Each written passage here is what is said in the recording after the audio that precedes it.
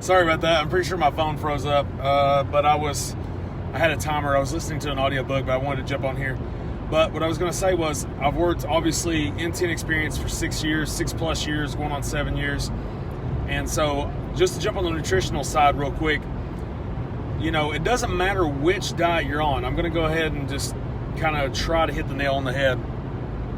It doesn't matter what nutritional protocol that you follow. It could be anything like if you're a vegan all the way to the carnivore diet where you eat nothing but red meat.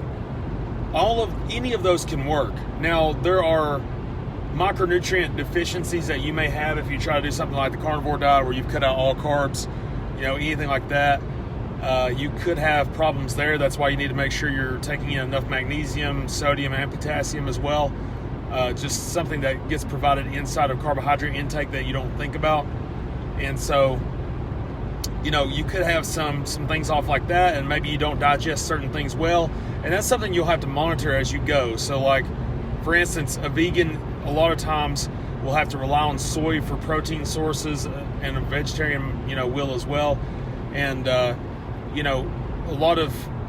there's a ton of science out there that says soy lowers your testosterone and jacks up your estrogen. So that's why, for me, vegetarian will never be the way that I want to go, because it's not, again, that's not something that I want. But again, you could also say, I'm sure there are a bunch of vegetarian arguments against what I'm saying, and I'm sure you can find it. And hopefully, I can learn about that a little more. But the main thing is, it is calories in versus calories out as far as nutritional value and in you losing weight or gaining weight or maintaining weight. So basically, if you were to start out trying to write your own diet and figure out what you want to do in order to lose weight, let's just use that as an example. You need to find out your basal metabolic rate for basically how many calories you would need just to sustain the life that you have at the body weight you have right now, not doing a single thing more than what you already do. Okay? So, with that being said, you could say, okay, that's 2,000 calories, right? Let's just say that's what it is for an easy example. Okay? If it's 2,000 calories, then you need to take away, you have to think of it like this. If you wanted to lose a pound a week, okay, something like that. Technically speaking, although I think this is extremely drastic, you could take away 500 calories from that. So you could be at 1,500 calories. I would rather see someone maybe take away 100 to 200 calories and be a little more cautious and conservative with the jump instead of being extremely aggressive. Nonetheless, you could say if I wanted to lose a pound a week, I need to lose, 3,500 calories equals a pound. So I could do 500 calories lower than that at 1,500 calories and take that in for the entire week, and I would technically lose a pound each week. And if I were you, I would only go down maybe 100, 200 calories, monitor that, ride that out for about 2 to 3 weeks, let your body come back to a homeostatic point, as in getting used to it, essentially. Then you could lower again and again until you hit where you wanted to hit. But you don't want to be in a deficit for too long, because then you could drain your adrenal reserves. You could, your body could start to fight back and gain weight. It could hormonally be off. You could have a bunch of issues happen. But what I'm trying to get at is, in order to lose weight, it mainly comes down to what we call the law of thermodynamics, as in you need to expend more energy than you take in, okay? So with that, as long as you are expending more energy, then you'll lose weight, okay? And it's the same thing vice versa. If you're trying to gain weight, you need to expend less energy than you're taking in. So again, you could justify almost any diet that you want. So that's how you go about losing weight. And I just wanted to kind of, again, that's just a 30,000 foot overview. You could get way more in depth, scientifically speaking, with what kind of foods you really need to be eating. I've always been a big fan of the paleo diet. It's just a way to go as far as being clean. But you can sustain an argument for almost any diet. That's the main thing. Law of thermodynamics is number one.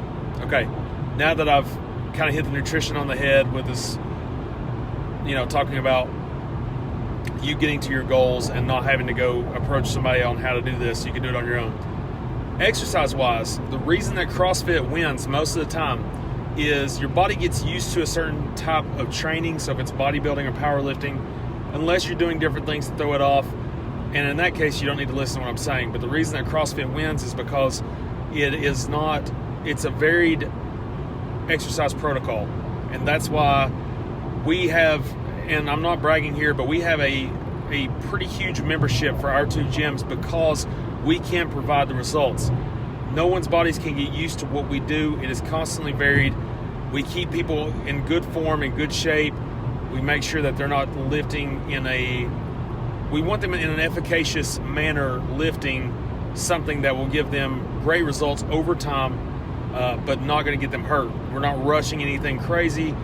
We want to make sure that they are lifting something that's challenging, but not going to put them in a bad form. And as long as you're doing that, you're able to move forward. But what keeps us getting results and keeps us in business is the fact that we're doing something that's constantly varied. We don't have a chest day, a back day, nothing like that. So no one's bodies have the opportunity to become stagnant and plateau because they cannot get used to it. That's the reason that CrossFit wins or cross-training wins, is because your body cannot get used to it. When your body gets used to something, that's when you become stagnant and you plateau. And I would say the same as with your nutrition.